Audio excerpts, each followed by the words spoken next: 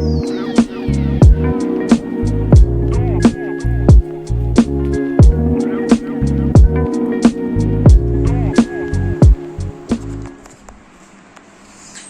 Guys, ഞാൻ ആനന്ദ്. അപ്പം ഇപ്പോഴത്തെ ഒരു ട്രെൻഡ് അനുസരിച്ച് എല്ലാവർക്കും ഒരു ചാനലുണ്ടല്ലോ. ഒരു കാഴ്ചപ്പാടിൽ നമ്മളും ഒരു ചാനൽ ചെയ്യാമെന്ന് വിചാരിച്ചു.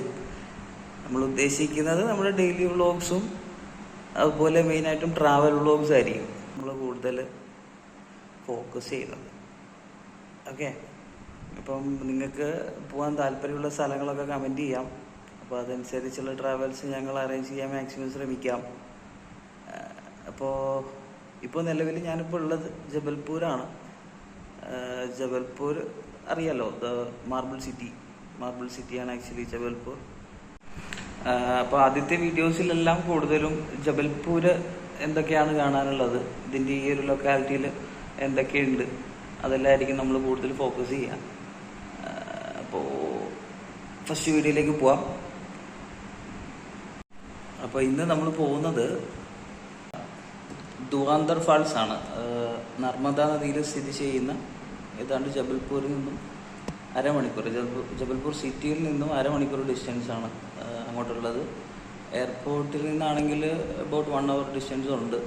34 kilometers സംതിങ് ആണ്. കാരണം ജബൽപൂർ എയർപോർട്ട് സിറ്റിയിൽ നിന്നും കുറച്ച് ദൂരെയാണ്. അതൊരു വനപ്രദേശത്തിനകത്തൊക്കെ ആയിട്ടാണ് ഒരു ചെറിയ എയർപോർട്ട് ആക്ച്വലി ഉള്ളത്. ഓക്കെ, അപ്പോൾ നമുക്ക് എന്തായാലും അതിൻ്റെ കാഴ്ചകളിലേക്ക് പോവാം. ഞാൻ നമ്മുടെ വണ്ടി ഇങ്ങ് എത്തിച്ചിട്ടുണ്ട്. ഓടിച്ചില്ല, ട്രെയിനിലാണ് കൊണ്ടുവന്നത്. ഇന്ന് എൻ്റെ വൈഫുണ്ട്, ഞങ്ങൾ രണ്ടുപേരോടാണ് പോയത്. ഇവിടെ നല്ല വെയിലായതുകൊണ്ട് ഞങ്ങൾ രാവിലെ ഇറങ്ങി. ഏതാണ്ട് 8:30-9 മണി സമയത്ത് ഞങ്ങളവിടെ എത്തി. അതുകൊണ്ട് തന്നെ ഷോപ്പുകളൊക്കെ തുറന്ന് വരുന്നേ ഉള്ളൂ.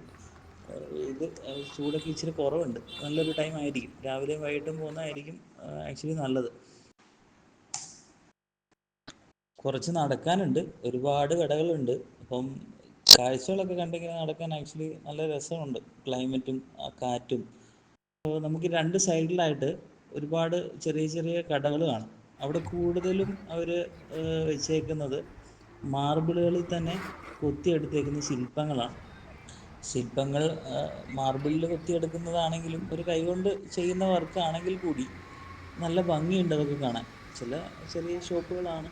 അവരവിടെ രാവിലെ തൊട്ട് വൈകിട്ട് വരെ ഇരുന്ന് ഇത് തന്നെയാണ് പരിപാടി. ഞങ്ങളതൊക്കെ കണ്ടിങ്ങനെ മുമ്പോട്ട് പോയി. ചിലതൊക്കെ നല്ല ഭംഗിയാണ് കാണാൻ ആക്ച്വലി. പാത്രങ്ങൾ ഉണ്ടാക്കുന്നുണ്ട്, ശില്പങ്ങൾ ഉണ്ടാക്കുന്നുണ്ട്.